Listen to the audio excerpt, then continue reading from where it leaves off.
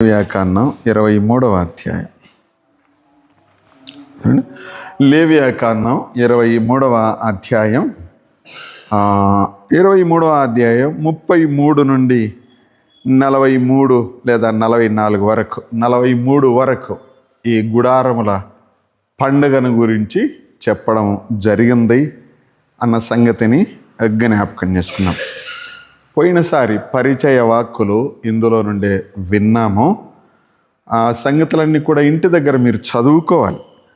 చదివితే కానీ క్లియర్గా ఉండదు, లేకపోతే కన్ఫ్యూజన్ కావడానికి వీలు ఉంది. 33వ వచనం నుండి 43వ వచనం వరకు, అంటే 33 నుండి 36 వరకు, ఆ తర్వాత 39 నుండి 43 వరకు ఈ పండుగను గురించినటువంటి వివరములే మనం చదువుతాం. నేను మరొకసారి మీరు ధైర్యపడడానికి శనివారం ఎప్పుడు కూడా 7వ దినం అని మాత్రమే చెప్పబడింది అన్న సంగతిని జ్ఞాపకం చేసుకోనండి. 35వ వచనంలో మొదటి దినం, 39వ వచనంలో 8వ దినం అనే మాట రాయబడింది. కాబట్టి ఈ సంగతిని మీరు బాగా ధ్యానం చేసుకుంటే ఆదివారం లేదా 8వ దినం యొక్క శ్రేష్టతను మనం చదువుతాం. 8వ దినం అనేటువంటిది మరి ప్రభువు పునరుత్థాన దినానికి సంబంధించిన దినముగా మనం చూస్తూ ఉన్నాం. ఇప్పుడైతే కొందరు ప్రశ్నించే వాళ్ళు ఉన్నారు, ఇది ఆ దినమో ఎవరికి తెలుసు అని. శనివారము అనేటువంటిది ఆ దినాలలో పేర్లు ఉందో లేదో అనేటువంటి వారు కూడా ఉన్నారు. కాబట్టి 7వ దినము విశ్రాంతి దినము అయిన తర్వాత అని ఉంటుంది. విశ్రాంతి దినం 7వ దినం విశ్రాంతి దినం అయిన మరుదినమున అనే మాట ఉంటుంది బైబిల్లో. కాబట్టి చాలా జాగ్రత్తగా ఈ మాటను జ్ఞాపకం పెట్టుకోవాలి. ఎందుకొరకంటే కింగ్ జేమ్స్ బైబిల్లో సండే అని ఉంటుంది.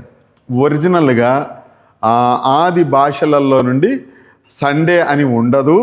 కాబట్టి మీరు ఎందుకు సండే అని తర్జమా చేసినారు అని ఎదురు ప్రశ్న వేసేవాళ్ళు ఉంటారు. కాబట్టి సులభంగా అర్థం కావడానికి మాత్రమే సండే అనేటువంటి ఆదివారం అనే పదాన్ని మనం బైబిల్లో మనం చూస్తాం. ఎందుకొరకు 8వ దినం ఆదివారము అన్న సంగతిని జ్ఞాపకం చేసుకుందాం.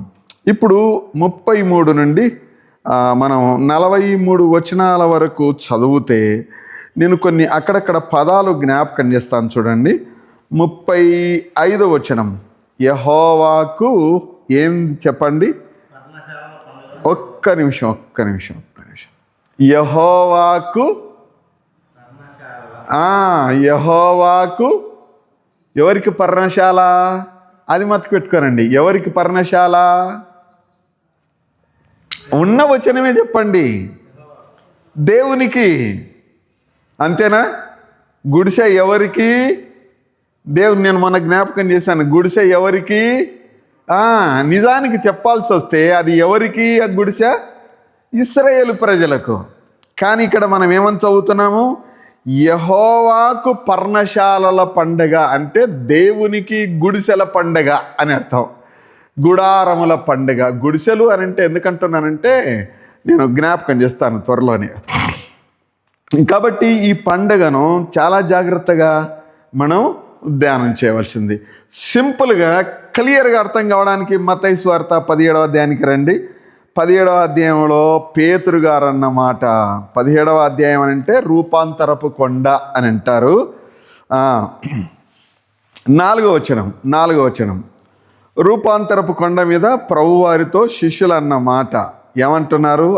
అప్పుడు పేతురు, ప్రభువా, మనం ఇక్కడ ఉండుట మంచిది. నీకిష్టమైతే ఇక్కడ నీకు ఒకటియు, మోషేకు ఒకటియు, ఏలియాకు ఒకటియు, మొత్తము 3 పర్ణశాలలు కట్టుదును అని ప్రభువారితో యేసుతో చెప్పాను అనే మాట మనం చదువుతూ ఉన్నాం. అంటే ఈ కాన్సెప్టు పేతురుకు అర్థం కాలేదు దేవుడు మాట్లాడిన సంగతి. కానీ అంటున్నాడు, ప్రభువా నీకొక గుడిసె, ఏలియాకు ఒక గుడిసె, మోషేకు గుడిసె వేస్తాము, కొండ మీద గడ్డి బాగానే దొరుకుతుంది, కొమ్మలు ఇవన్నీ దొరుకుతాయి, మీరు ఏడుండరు అంటే మేము ముగ్గురం ఉంటాం. ఎవరెవరు ఉన్నారు? పేతురు ఉన్నాడు, యోహాను ఉన్నాడు, యాకోబు ఉన్నాడు. ముగ్గురికాడ మేము ముగ్గురం మంచికి ఎట్లా ఉంటాంలే ప్రభువా అన్నట్టుగా గుడిసెలే. కాబట్టి పేతురు అంటున్నాడు నీకు ఒక గుడిసె అని. ఇప్పుడు నేను ఇవన్నీ మనం ఇప్పుడు ధ్యానం చేస్తామో లేదో కానీ ఒక సంగతిని మాత్రం ఆలోచన చేద్దాం. ఇదే దేవునికి పర్ణశాలల పండగ, అనగా దేవుడు అక్కడ ఉండడానికి అనే మాట మనం చదువుతూ ఉన్నాం. ఇది ఇశ్రాయేలీలు కొమ్మలు నరుకొచ్చుకొని వేసుకోవాల్సినటువంటి పండగ ఈ పండగ. ఆ తర్వాత మళ్ళీ మన కొరకైనటువంటి ఆదరణ 39వ వచనం, ఆదివారం కొరకైనటువంటి 7 దినములు యెహోవాకు పండగ ఆచరించవలను. మొదటి దినము విశ్రాంతి దినం, 8వ దినము ఏం దినం? విశ్రాంతి దినం. ఆదివారానికి మనం చూస్తూ ఉన్నాం. మనం ఇట్లా రొమ్ముల మీద చేసుకొని చెప్పుకోవచ్చు అనమాట. శనివారం అనేటువంటి వాళ్ళకు నీ శని పక్కన పెట్టని చెప్పడానికి సంతోషకరమైనటువంటి మాటను మనం చూస్తూ ఉన్నాం. 40వ వచనంలో ఈ పండుగలో ఉపయోగించేటువంటివి ఏమేమి ఉన్నాయి చూడండి. మొదటి దినమున మీరు దబ్బ పండ్లను, ఈత మట్టలను, గొంజి చెట్ల కొమ్మలను, కాలువల యొద్ద ఉండు నివరంజి చెట్ల కొమ్మలను పట్టుకొని 7 దినములు మీ దేవుడైన యెహోవా సన్నిధిని ఉత్సహించుచుండవలను. అట్లు ఎన్నో వచనం? 40వ వచనం. అట్లు మీరు ఏటేటా 7 దినములు యెహోవాకు పండగ ఆచరించవలెను అనే మాట మనం చదువుతున్నాం. సరే, ఈ పండుగను గురించిన వివరాలు ఇట్లా మనం ఆలోచన చేద్దాం. ఈ పండుగను గుడారముల పండగ అని అన్నారు.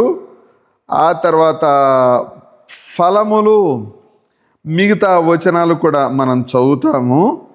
ఆ దినాలలో ఏమేం చేయాలా, ఎట్లెట్లా చేయాలా అనేటువంటిది. ఇప్పుడు ఈ టేబుల్ను గమనించాలి జాగ్రత్తగా. టేబుల్ను చాలా జాగ్రత్తగా, ఈ టేబుల్ ఇట్లా సిద్ధం చేయడానికి ప్రభువా సహాయం దయచేయి. ఇది చాలా ప్రాముఖ్యమైనటువంటి విషయం. ఇక్కడ చూడండి, గుడారముల పండగ. దీనిని ఏమంటారు? అర్థం చెప్పండి. దీనిని ఏమంటారు? పోయినసారి జ్ఞాపకం చేశాను. కప్పుట కదా నేను? ఎవరనేది? పెద్ద మనిషినే. Very good. సుకో అంటే కప్పుట. మతికి పెట్టుకోవాలి పదాలు. సుకోత్ గుడారం, గుడిసె. ఇదేంది? చెట్ల కొమ్మలతో వేసేటువంటి, పైన నక్షత్రాలు కూడా కనపడాలా ఈ కప్పులో నుంచి, మళ్ళీ పగులు నీడ ఇవ్వాలి. ఇది పెద్ద అర్థంతో కూడినటువంటిది అన్న సంగతిని కూడా జ్ఞాపకం చేశాను. గుడారములలోనికి వెళ్ళాల్సినప్పుడు ఈ పండగను గురించి మనం ఏం చదువుతూ ఉన్నామనంటే, గుడారములలో నివసించుట. 42, 43 వచనాలు చూడండి. 42 ఇదే అధ్యాయం. 42, 43 వచనాలు. నేను ఐగుప్తు దేశంలో నుండి ఇశ్రాయేలీలను రప్పించినప్పుడు వారిని పర్ణశాలలో నివసింపజేసి తిని అనేటువంటిది ఐగుప్తులో ఉండంగానే దేవుని యొక్క ఉద్దేశము ఇది అన్న సంగతిని జ్ఞాపకం చేశాను. సరేనా? ఇంత మునిపే విభజనలో మనం చూసాం. అంటే దేవుని ఉద్దేశాన్ని దేవుని పిల్లల ఎడల నెరవేర్చేటువంటి వాడు. నివసింపజేసి తిని అనేటువంటిది విశ్రాంతి. ఇది చాలా ప్రాముఖ్యమైనటువంటి మాట. గుడారముల పండగలో జనాంగములను సమకూర్చుట.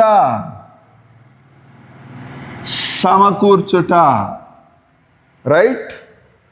గుడారముల పండగలో సంతోషించడానికి సరి అయిన కాలం. ఇది సంతోషించే కాలం, సంతోషించడానికి సరి అయిన కాలం. గుడారముల పండగ లాస్ట్ ఫల సంగ్రహముల పండగ. వచనం చదువుమని నిర్గమకాండం 23:16 తీసి మళ్ళీ ఇక్కడికే వద్దాం. నిర్గమకాండం 23:16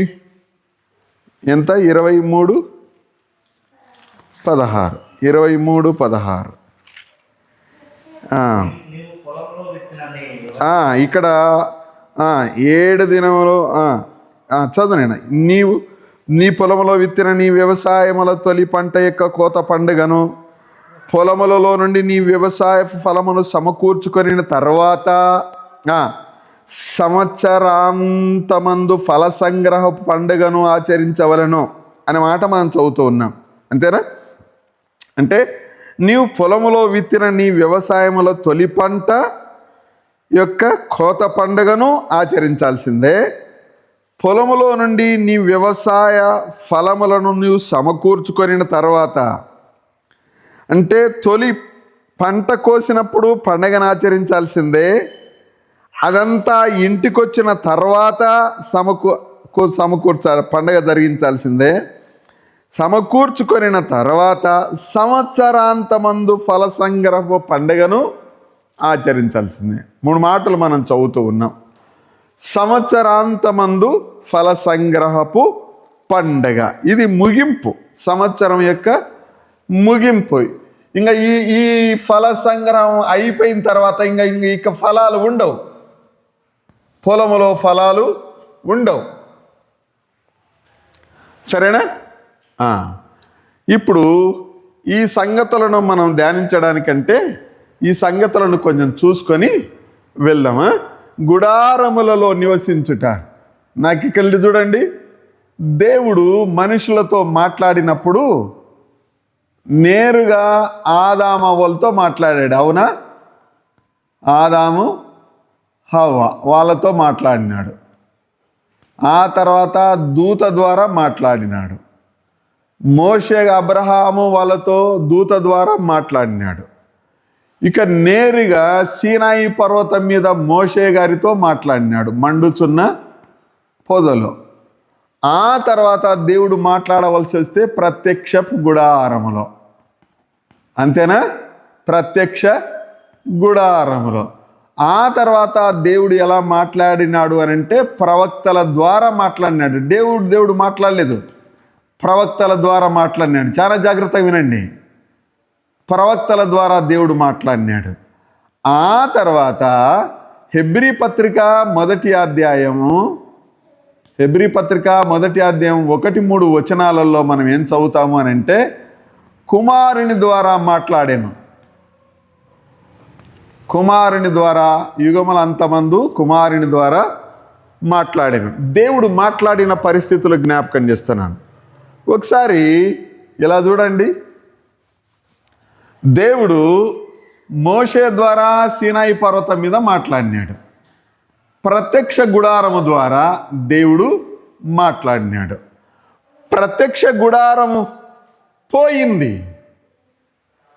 ప్రత్యక్ష గుడారం పోయింది. ఆ తర్వాత ఏమైపోయింది? మందిరం వచ్చింది. ప్రత్యక్ష గుడారం పోయి మందిరం వచ్చింది, బిల్డింగ్. అంతేనా? ప్రత్యక్ష గుడారం ప్లేస్లో మందిరం వచ్చింది. మందిరము ద్వారా దేవుడు మాట్లాడినాడు. నాకెళ్ళి జాగ్రత్తగా చూడండి. ఇక్కడ చూడండి. ఇప్పుడు దేవుడు మనుషులతో మాట్లాడడానికి ప్రత్యక్ష గుడారమైనా కావాలి దేవుడు రావడానికి. ప్రత్యక్ష గుడారం పోయింది. ఇప్పుడు మందిరం ద్వారా దేవుడు మాట్లాడినాడు. మందిరం పోయింది, ప్రవక్తలను ఎన్నుకున్నాడు. ఇప్పుడు ప్రవక్తల ద్వారా మాట్లాడిన దేవుడు మనుషులతో మాట్లాడాలి. ఇక మాట్లాడంటే ప్రవక్తలు కూడా అయిపోయారు. ఇంకా ఎవరు అవసరం ఇప్పుడు? మళ్ళా దేవుడు దిగి రావాలి కదా, దేవుడు ఉండి మాట్లాడాలి కదా. ఎవరు అవసరం అన్నారు? ఇక్కడనే చూడండి. ఎవరు అవసరం? మానవులను లేకుండా ఎట్లా మాట్లాడతాడు. ఇప్పుడు జాగ్రత్త చూడండి. దేవుడు మనుషులతో మాట్లాడడానికి భూమి మీదకి రావాలంటే మందిరమన్నా కావాలా, గుడారమన్నా కావాలా? ఇప్పుడు ప్రత్యక్ష గుడారము పోయింది, మందిరము పోయింది. ఇప్పుడు మనుషులతో మాట్లాడాలంటే మందిరమన్నా కావాలా, గుడారమన్నా కావాలా? ఎవరు అవసరమైనారు మందిరం ప్లేస్లో? ఎవరు అవసరమైనారు? గట్టి చెప్పమ్మా. ప్రవక్తలు కూడా పోయినారు, ఇంకా అయిపోయింది. యేసు ప్రభు వారు మనతో మాట్లాడడానికి ఆయన రావాలంటే గుడారం అవసరం. ఎవరు అవసరమైనారు? గట్టిగా తల్లి మరియమ్మ అవసరమైంది. మరియమ్మ అవసరమైంది.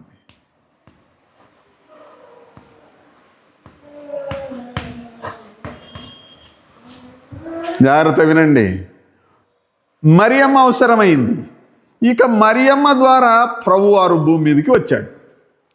అట్లని మరియమ్మ దేవత లేదా దేవాలయమా? కాదు కదా. జాగ్రత్తగా వినాలి, లేకపోతే అర్థం కాదు మీకు. ఇక ప్రత్యక్ష గుడారం పోయింది, దేవాలయము పోయింది, ప్రవక్తలు పోయినారు. మందిరములో నుండి దేవుడు మాట్లాడినాడు, ప్రత్యక్ష గుడారములో నుండి దేవుడు మాట్లాడినాడు. ఇవి పోయినాయి కాబట్టి ప్రవక్తల ద్వారా దేవుడు మాట్లాడినాడు. నా ద్వారా దేవుడు మీతో మాట్లాడినాడు, లేదా వాక్యం ద్వారా దేవుడు మీతో మాట్లాడినాడు. అది ఇప్పుడు ఏమైంది? ప్రవక్తలు పోయినారు, ఈ మందిరం ప్రత్యక్ష గుడారం పోయింది, మందిరం పోయింది, ప్రవక్తలు పోయినారు. ఇక దేవుడు ప్రజలతో మాట్లాడాలి అనంటే ఆయన రావాలి. ఆయన రావాలి అనంటే ఒక సాధనం అవసరం. దీని కొరకు దేవుడు ఎన్నుకున్నటువంటిది ఏమిటి అనంటే యెషయా గ్రంథం 7:14 ఉంటుంది. కన్యక గర్భవతి అయి కుమారుని కనును అన్న సంగతి. సరేనా? కన్యక గర్భవతి అయి కుమారుని కనును, ఇదొక రకంగా ప్రవచనం.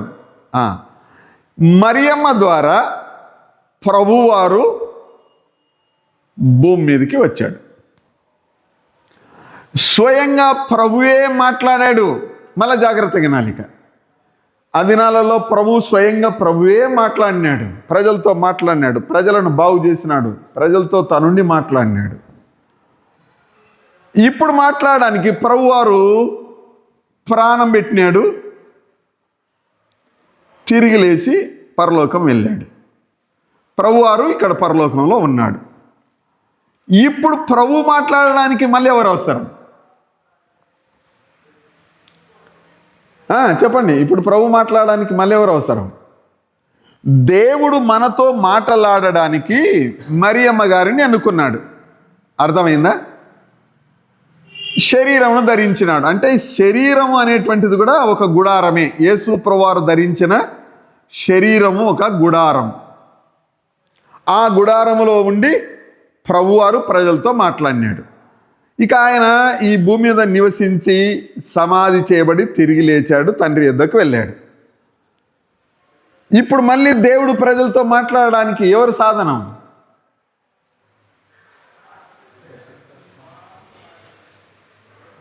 రైట్? సరే, ఎవరు సాధనము అని అంటే సంఘము లేదా విశ్వాసి. ఎక్కడ 2-3 ఉందరో వారి మధ్యన ఉంటాను. సంఘముల మధ్య సంచరించువాడు. లేదు అనంటే 1 కొరింథీ పత్రిక 3:16 చదువుతారా? 3:16 ఏముంటుంది? మీరు దేవుని ఆలయమై ఉన్నారనియు దేవుని ఆత్మ మీలో నివసించుచున్నాడనియు మీరు ఎరగరా. 17వ వచనం, ఎవడైనను దేవుని ఆలయమును పాడు చేసిన ఎడల దేవుడు వానిని పాడు చేయను. వినండి, ఒక చిన్న కఠినమైనటువంటిది.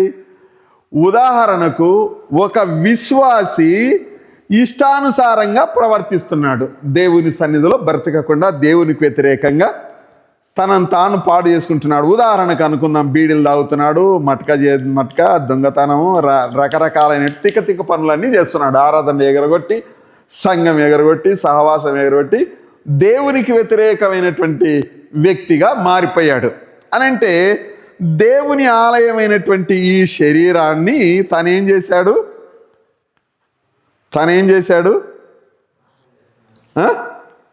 పాడు చేసినాడు. అంతేనా? యాడికో కాడికి పాడు చేసినాడు.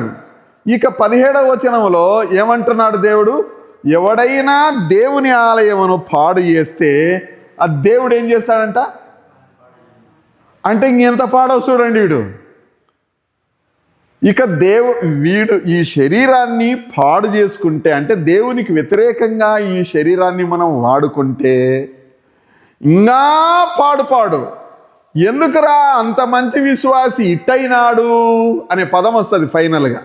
మంచి ప్రార్థనాపరుడు, వాక్యం బాగా బోధించేవాడు, లేకపోతే మంచి విశ్వాసి, మంచి భక్తిపరుడు, ఇలాంటి పేర్లు కలిగినటువంటి పిలువబడినటువంటి వ్యక్తులు తమ జీవితాలలో ఈ సంగతిని, అంటే తమ జీవితాలలో ఏదో ఒక కోశాన గర్వించో లేకపోతే దేవునికి వ్యతిరేకంగా ఏదో ఒకటి చేసి తనను తాను, తన మనస్సును, ఆలోచనను, శరీరమును ఏదో ఒక రీతిగా పాడు చేసుకున్నాడు అనుకోండి. ఇంకా నెక్స్ట్ పాడు చేసేది ఎవరు చెప్పండి? ఆ వచనమే చెప్పే మాట. 1 కొరింథీ పత్రిక 3:17 ఏం చెప్తుంది? ఎవడైనా దేవుని ఆలయమును పాడు చేసిన ఎడల, అందులో సంఘము కావచ్చు, విశ్వాసి కావచ్చు.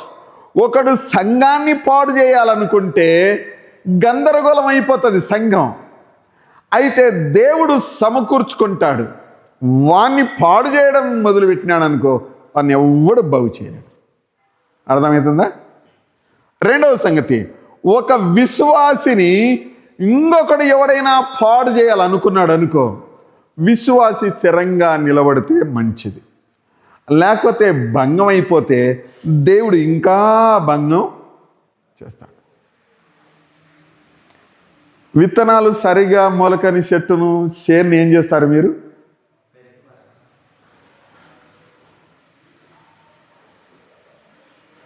రైతులకు అర్థమయ్యేటువంటి మాట. కాబట్టి ఇప్పుడు దేవుడు తన సంఘము ద్వారా మాట్లాడుతూ ఉన్నాడు. లేదా విశ్వాసి దేవుని ఆలయము, మందిరము, విశ్వాసి దేవుని ప్రత్యక్ష గుడారము. నీవెవరు అనంటే దేవునికి ఈ దినానికి విశ్వాసి ప్రత్యక్ష గుడారము. ఎందుకొరకు? ఆయన మీ హృదయములలో నివసించుచున్నాడు, మీ మధ్య నివసించుచున్నాడు, మీతో ఉన్నాడు, మీలో ఉన్నాడు అని యోహాను సువార్త 14, 15, 16 3 అధ్యాయాలలో మనం చదువుతాం. కాబట్టి దేవుని పిల్లలుగా ప్రభువారు మరియమ్మను వాడుకున్నది కొద్ది కాలమే. ఎన్ని నెలలు వాడుకున్నాడు మరియమ్మను గుడారంగా ఉండడానికి? జస్ట్ 9 నెలల 10 దినాలు అనుకుందాం, 10 నుండి 15 దినాలు అనుకుందాం. ఆ గుడారంగా వాడుకున్నాడు. ఇక ఆయన శరీరధారి అయి మన మధ్య నివసించెను అనే మాట ఉంది. మన ప్రత్యక్ష గుడారం దగ్గర ఈ సంగతిని మనం ధ్యానం చేస్తాం. అంటే విశ్వాసితో దేవుడు మాట్లాడతాడు. వినండి జాగ్రత్తగా. విశ్వాసితో దేవుడు మాట్లాడతాడు. వింటున్నారా?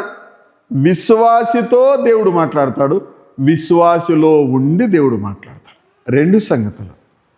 ఆ అన్న ద్వారా నేను క్షేమం పొందాను, ఆ అన్న ద్వారా దేవుడు నాతో మాట్లాడాడు. ఇవి 2 ఉంటాయి. విశ్వాసి ద్వారా దేవుడు మాట్లాడతాడు, విశ్వాసితో దేవుడు మాట్లాడతాడు. నేను నీతో మాట్లాడుతున్నటువంటి సందర్భంలో దేవుడు నీతో మాట్లాడడానికి వీలుంది. అదే సందర్భాన దేవుడు నాతో కూడా మాట్లాడడానికి ఉంది. అనగా ఇప్పుడు విశ్వాసి ద్వారా దేవుడు లోకముతో మాట్లాడుతున్నాను. అర్థమైందా? దేవుని ప్లాన్ నీ ద్వారా దేవుడు ఇతరులతో మాట్లాడాలి అనేటువంటిది దేవుని ప్లాన్. ఈ సంగతి విశ్వాసిగా మనం అర్థం చేసుకోవాలి. దేవుడు మాట్లాడడానికి, మనుషులతో మాట్లాడడానికి దేవుని వాక్యం ఇవ్వబడింది. వ్రాయబడిన వాక్యం మనుషులతో మాట్లాడడానికి ఇవ్వబడింది. విశ్వాసిగా ఆయన నీలో ఉండి, నీతో ఉండి లోకముతో ఆయన మాట్లాడతాడు. 14వ వచనం యోహాను సువార్త. ఆయన వచ్చి లోకమును, పాపమును గురించి, తీర్పును గురించి, నీతిని గురించి ఒప్పింపజేయును. 16వ అధ్యాయం యోహాను సువార్త 16వ అధ్యాయం 8వ వచనం నుండి చదువుదాం. ఆయన వచ్చి పాపమును గురిచియు, నీతిని గురిచియు, తీర్పును గురిచియు లోకమును ఒప్పుకొన చేయును. లోకులు నా యందు విశ్వాసం ఉంచలేదు గనుక పాపమును గురిచియు, నేను తండ్రి యొద్దకు వెళ్ళుట వలన మీరు నన్ను చూడరు గనుక నీతిని గూర్చియు, ఇదిగో ఈ లోకాధికారి తీర్పు పొంది ఉన్నాడు గనుక తీర్పును గూర్చియు ఒప్పుకొన చేయును. చూస్తున్నారా? 3 పదాలు ధ్యానం చేయడానికనే మనకు 3 దినాలు పడుతుంది. నిన్ను దేవుడు వాడుకునే విధానం ఇది. లోకులు నా యందు విశ్వాసం ఉంచలేదు కనుక పాపమును గురించి ఒప్పింపజేస్తాడు. ఎందుకొరకు? నీ పరిశుద్ధతను బట్టి వారి పాపము కనపడుతుంది. నిన్న మొన్న నా లెక్కున్నాడే వీడు, ఈమె నా లెక్కున్నదే, ఇప్పుడేమైంది? నీ పరిశుద్ధతను బట్టి పాపం అంటే ఏందో ఎదుటివానికి అర్థమవుతుంది. మీరు నన్నిక చూడరు గనుక మీరిక నన్ను చూడరు గనుక నీతిని గుర్చియు, యేసుప్రభువారు కనపడడిక. అంటే బ్రతుకుతున్న ఈ బ్రతుకు జీవితంలో నీతి అంటే ఏందో నిన్ను చూసి లోకము చూస్తుంది. ఓహో, నీతి అంటే ఇదే, నిన్న మొన్న ఇట్లుండేనే, ఈరోజు ఇట్లా ఉన్నాడు. ఓహో, ఇది నీతిని గురించి. ఇంతవరకు బ్రతికినది వేరు, ఇప్పుడు బ్రతికినది వేరు. ఓహో, ఇది నీతి కదా. రైట్. ఇక్కడ ఉన్నటువంటి మాట, ఈ లోకాధికారి తీర్పు పొంది ఉన్నాడు కనుక తీర్పును గూర్చి ఒప్పింపజేయడు. ఈ లోకాధికారి అపవాది లేకపోతే ప్రతి విధమైనటువంటి దుష్ట శక్తుల ప్రభావము వాటి మీద విశ్వాసికి వస్తున్న విజయమే దానికి తీర్పు తీర్చడం. అది పాపానికి కావచ్చు, లోకానికి కావచ్చు, మరి దేనికైనా కావచ్చు, శరీర సంబంధమైనటువంటి ప్రతి అపవిత్రతకు కావచ్చు. వాటి మీద జయం విశ్వాసి పొందుతున్నాడు. ఇదే తీర్పు. అపవాదికి దేవుడు తీర్పు తీరుస్తాడు అనడానికి ఇదే రుజువు. విశ్వాసి జీవితమే రుజువు. అపవాది వాని ఆలోచనలకు విశ్వాసి తలవంచకపోవడమే అపవాదికి తీర్పు తీర్చడం. కాబట్టి ఫైనల్గా తీర్పు ఉంది అన్న సంగతి లోకానికి అర్థమవుతుంది. విశ్వాసి జీవితాన్ని బట్టే బ్రతుకుతున్నటువంటి వారిని చూడాలి, భంగమైపోయినటువంటి వారిని చూడటానికి వీలు లేదు అన్న సంగతిని జ్ఞాపకం చేస్తున్నాను. భంగమైన వారిని చూస్తే భంగమైపోతుంది ఆలోచన.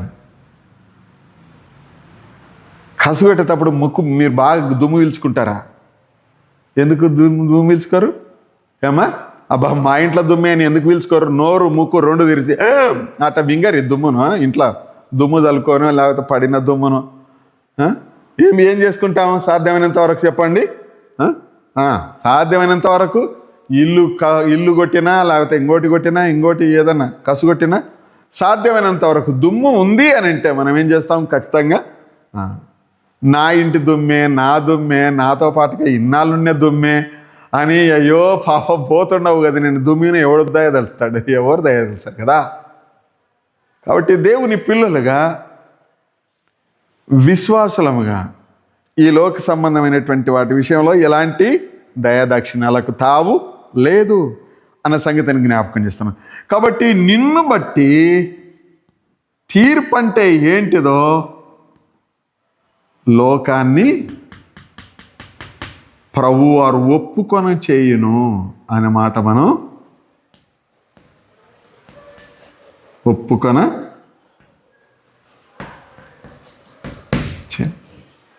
తీర్పు ఒకటి ఉందిరా అనేటువంటిది ఎప్పుడు అర్థమవుతుంది?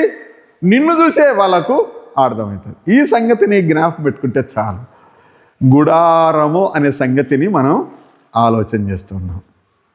సరేనా? గుడారం అనే సంగతి కొరకై ఈ సంగతులను మనం ధ్యానం చేశాం. ఇప్పుడు దేవునికి గుడారం ఎవరు చెప్పండి? విశ్వాసి, సంఘం. సంఘము ద్వారా దేవుడు లోకంతో మాట్లాడతాడు.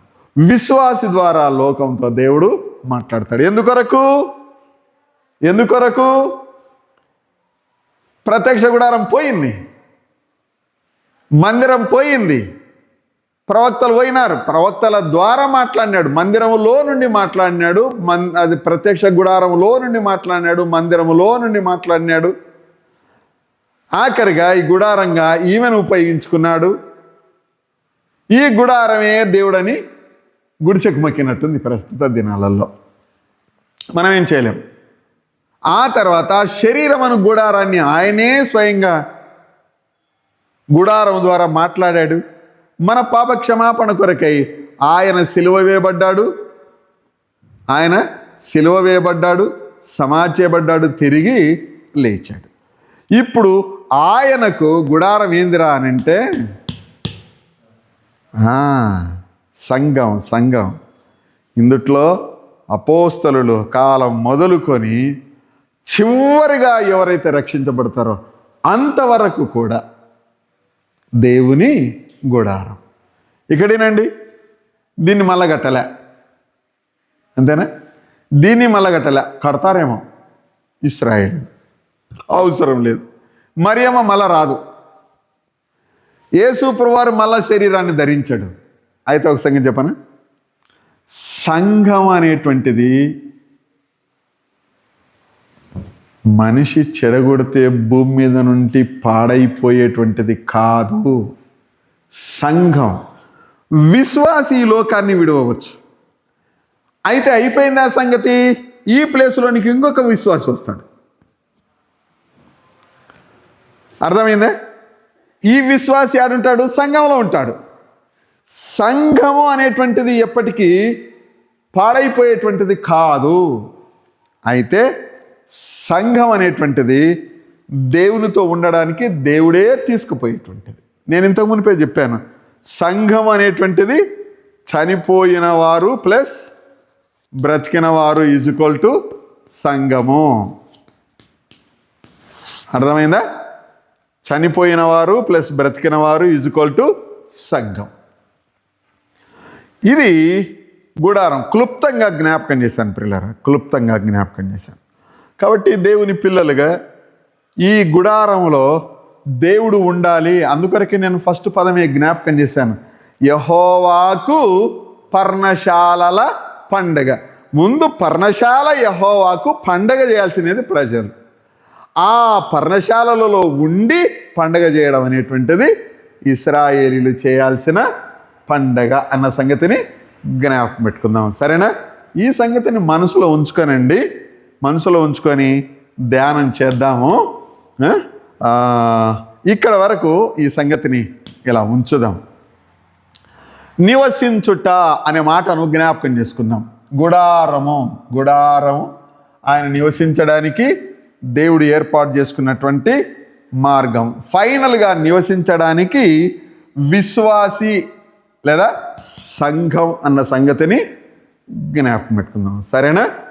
ఈ విధంగా సంఘములో ఒకరు కాదు, సంఘం అని అంటే లోకమును ఒప్పుకొన చేయును. కాబట్టి సంఘం అనేటువంటిది లోకమంతా ఉంది. దీనిని సమకూర్చడమే సంఘము ఎత్తబడుట. ఈ సంగతిని తర్వాత ధ్యానం చేద్దాం, ఇక్కడ నిలబెట్టుకుందాం, సరేనా? పండగ గుడారం అన్న సంగతిని మనం చూసాం. గుడారం దేవుడు మొదటిగా ఆదామవ్వలతో నేరుగా మాట్లాడాడు. ఆ తర్వాత మోషే గారితో సినాయి పర్వతం మీద ఉండి మాట్లాడాడు.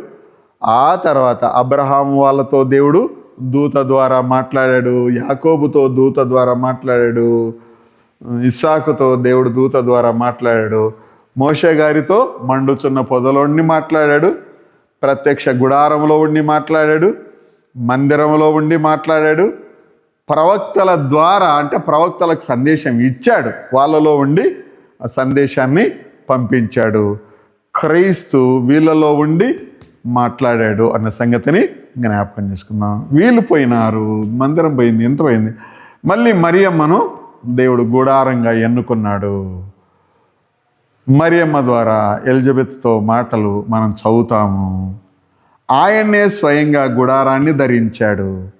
ఆయన సమాచేయబడి తిరిగి లేచాడు. ఇప్పుడు గుడారం ఎవర్రా అని అంటే సంఘం లేదా విశ్వాసి అన్న సంగతిని జ్ఞాపకం పెట్టుకున్నాం. ఇప్పుడు ఈ ప్రత్యక్ష గుడారాన్ని ఎవరు పాడు చేసినా దేవుడు వారిని పాడు చేయనంటే ఇంకెంత పాడైపోతుందో కదా. కాబట్టి జ్ఞాపకం చేసుకుందాం, విశ్వాసిగా దేవుడు నీకు ఇచ్చిన విలువను కాపాడుకో, ఆయనకు విలువను పెంచు. దేవుడి మాటలు మన కొరకు దీవించను గాక. ప్రార్థన చేసుకుందాం. దయగలిగిన నాయన, స్తోత్రాలు స్తుతులు చెల్లిస్తూ ఉన్నాం. ప్రభువా, గుడారము మీరే మమ్మను ఫైనల్గా నీ సంఘమును గుడారమును ఎన్నుకున్నందుకు స్తోత్రం. సంఘము ద్వారా మీరు మాట్లాడే దేవుడు, సంఘములతో మాట్లాడే దేవుడు, సంఘముల మధ్య ఉన్న దేవుడు, స్తోత్రం. విశ్వాసితో ఉన్న దేవుడు, విశ్వాసిలో ఉన్న దేవుడు, విశ్వాసి కొరకు మీరు భూమి మీద ఉన్నందుకు స్తోత్రం. విశ్వాసిని, సంఘాన్ని మీరు గుడారంగా ఎన్నుకున్నందుకు, ఎంచుకున్నందుకు స్తోత్రం. ఈ గుడారం కూడా శిథిలమైపోతుంది నాయన. అయితే సంఘం శిథిలం కానిదిగా ఉన్నందుకు స్తోత్రం చెల్లిస్తూ ఉన్నాం. ఈ సంఘం కొరకు రానై ఉన్నందుకు స్తోత్రాలు నాయన.